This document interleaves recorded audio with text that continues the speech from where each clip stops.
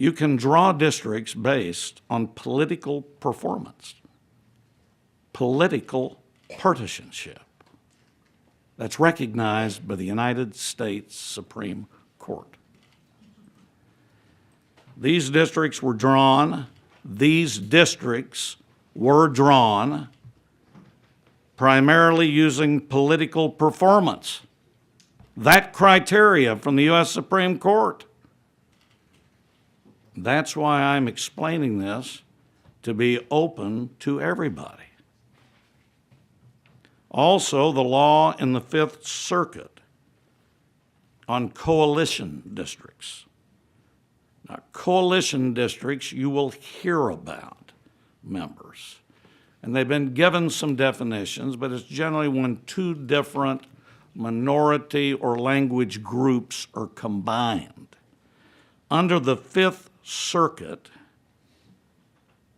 and this is a recent decision, they changed the law. And by the way, Representative Manuel, that was done since 2021. Coalition districts were held by the court that Section 2 no longer requires the drawing of coalition districts. Now, one of the things we've heard over and over is the word compactness. This is not the word packing. This is not the word cracking. Compactness is the configuration. But we heard that in these hearings. And this plan took that information and tried to make it better compact and contiguous. Now, and I want to be open to everybody, given that political performance is an acceptable reason for drawing districts, and clarification from the Fifth Circuit on coalition districts, we have redrawn the congressional map with those points. And I want to be real clear. There is completely transparent, and it's lawful. Another important law that we have to follow, and you've heard in the hearings, members, is the Voting Rights Act of 1965. And although race cannot be a predominant factor in drawing maps, Section 2 of that act prohibits enactment of any plan that restricts minority citizens from having an opportunity to elect their preferred candidate of choice if certain circumstances exist. Now, this plan includes political considerations, the public testimony from the hearings, population growth, which has occurred, and recent changes in voter trends. The proposed plan redraws, and I want everybody to know this, 37 of the 38 congressional districts to some degree. The primary changes, though, are focused on 5 districts for partisan purposes. It is important to note that 4 of the 5 new districts are majority, minority, Hispanic CVAP districts, citizens voting age population. How many? 4 of the 5 new districts. Each of these newly drawn districts now trend Republican in political performance.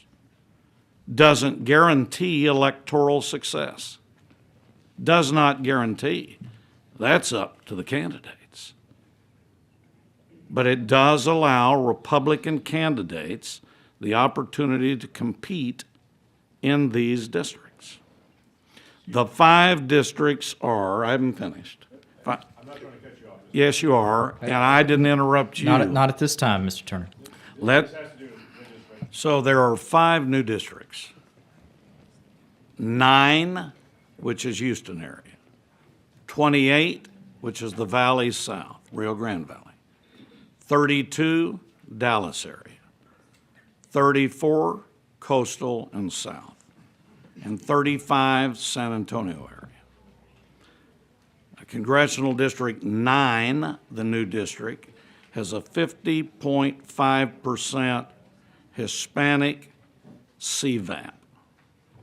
CD 28, that's the Valley South, has an 86.7% Hispanic CVAP. CD 32 is and remains a non-minority district.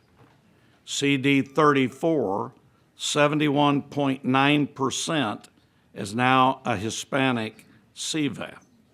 And CD 35, which is San Antonio, is now a 51.6% Hispanic CVAP. Now let me give you some information, data points, in comparison to the 2021 plan.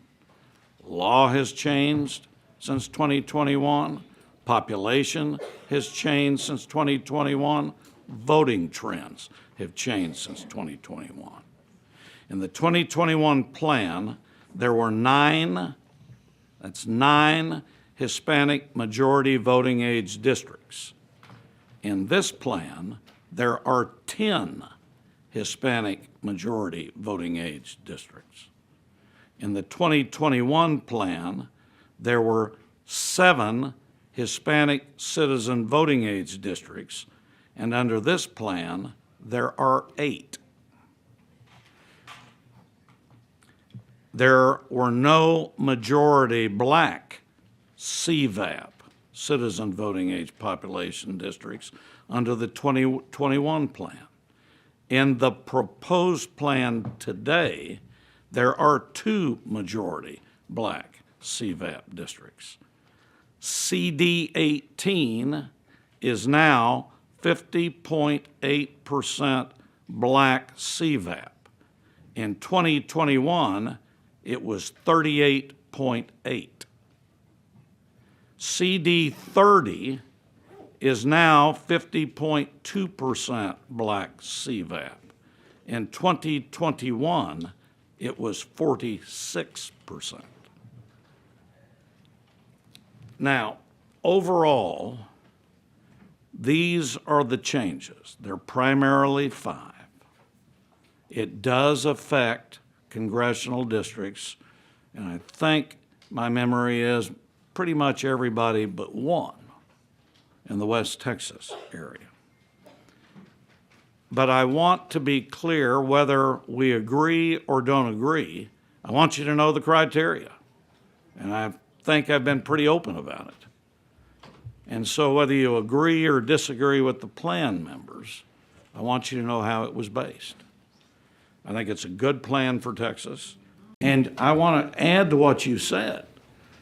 Now, let's not make this a negative. I'm not trying to make it negative. I'm just asking racial demographics are used in here. You keep bringing up the race.